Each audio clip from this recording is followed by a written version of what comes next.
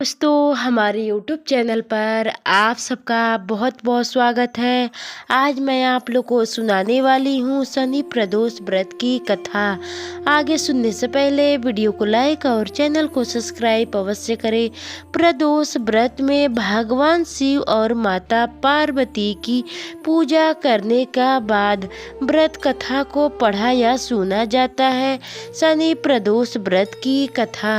हिंदू धर्म में प्रदोष व्रत का विशेष महत्व है। धार्मिक मान्यताओं के अनुसार इस व्रत को करने से मनोकामनाएं पूर्ण होती है। इस दिन भगवान शिव की पूजा की जाती है। जब प्रदोष व्रत शनिवार को पड़ता है तो उसे शनि प्रदोष कहते हैं। शनि प्रदोष आज है।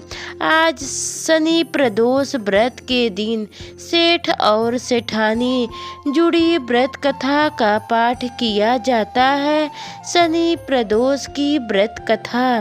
गर्गाचार्य ने कहा, हे मामते, आपने शिव शंकर प्रसन्न हेतु समस्त प्रदोष व्रतों का वर्णन किया। अब हम शनि प्रदोष विधि सुनने की इच्छा रखते हैं, सो कृपा करे सुनाइए। तब सूत जी बोले, हे ऋषि, निश्चयात्मक रूप से आपका शिव पार्वती के चरणों में अत्यंत प्रेम है। मैं आपको शनि त्रयोदशी व्रत की विधि बतलाता हूँ, सो ध्यान से सुने। पुराणत कथा है कि एक निर्धन ब्राह्मण की स्त्री दरिद्रता से दुखी हो संडीपल ऋषि के पास जाकर बोली, हे मामुने, मैं अत्यंत दुखी हूँ, दुख निवारण का उपाय बतलाइए। मेरे दोनों पुत्र आपकी शरण में है। मेरे जेठ पुत्र का नाम धर्म है, जो कि एक राजपुत्र है, और लघु पुत्र का नाम सूची व्रत है। अतः हम दरिद्रता है, आप ही हमारा उद्धार कर सकते हैं। इतनी बात सुन ऋषि ने शिव प्रदोष व्रत करने को कहा। तीनों प्राणी प्रदोष व्रत करने लगे। कुछ समय पश्चात प्रदोष व्रत आया। तब तीनों ने व्रत का संकल्प लिया। छोटा लड़का, जिसका नाम सुचित व्रत था, एक तालाब पर स्नान करने को गए तो मार्ग पे स्वर्ण कलश धन से भरपूर मिला।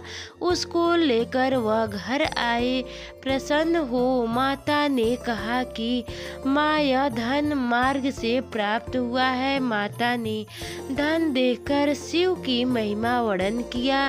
राजा पुत्र शंकर जी की पूजा में लग गए।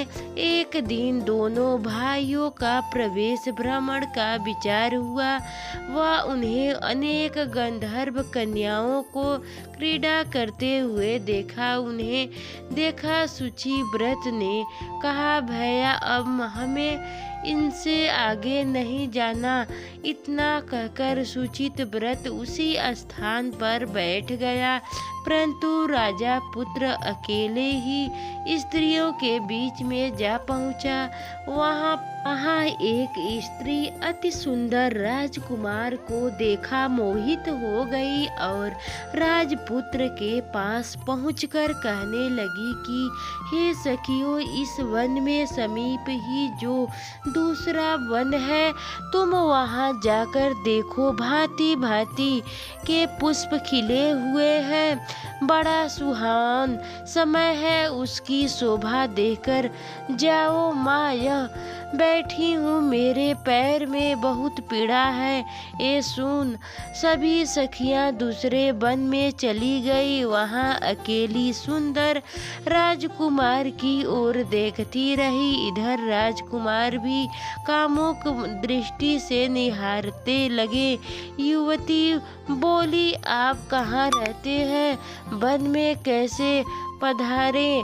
किस राजा के पुत्र है? क्या नाम है? राजकुमार बोला, मैं विदर्भ नरेश का पुत्र हूँ। आप अपना परिचय दे। युवती बोली, मैं विद्रवीक नाम गंधर्व की पुत्री हूँ। मेरा नाम असुमति है। मैंने आपकी मन स्थिर को जान लिया है कि आप मुझ पर मोहित हैं। विधाता ने हमारा तुम्हारा संयोग मिलाया है। युवती ने मोतियों का हार राजकुमार के गले में डाल दिया। राजकुमार हार को स्वीकार करते हुए बोले कि हे भद्रा, मैं आपका प्रेम पाहर स्वीकार कर लिया हूँ, लेकिन मैं निर्धन हूँ। राजकुमार के इन वचनों को सुनकर गंधर्व कन्या बोली कि मैं जैसा कहा चुकी हूँ वैसे ही करूँगी। अब आप अपने घर जाओ।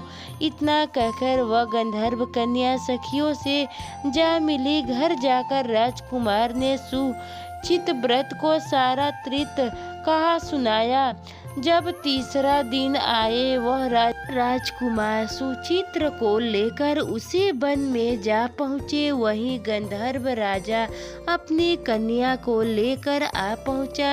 इन दोनों राजकुमारों को देखकर आसन दे कहा कि मैं कैलाश पर गया था। वहाँ शंकर जी ने मुझसे कहा कि धर्मगुप्त नाम का राजपुत्र है, जो इस समय राज्य विहीन निर्धन है, मेरा परम भक्त है। हे गंधर्व राज, तुम उसकी सहायता करो। मैं महादेव की आज्ञा से इस कन्या को आपके पास लाया हूँ। आप इसका निवारण करें। मेरा परम भक्त है। हे गंधर्व राजा, तुम उसकी सहायता करो। मैं महादेव की आज्ञा से इस कन्या को आपके पास लाया हूँ। आप इसका निवारण करें। मैं आपकी सहायता कर आपको राजगद्दी पर बिठा दूंगा। इस प्रकार गंधर्व राजा ने कन्या का विधिवत विवाह कर दिया। विशेष धन और सुंदर गंधर्व कन्या को पाकर राजपुत्र अति प्रसन्न हुए। भगवत कृपा से वह समस्त उपरांतर अपने शत्रुओं को दमन करके राज्य का सुख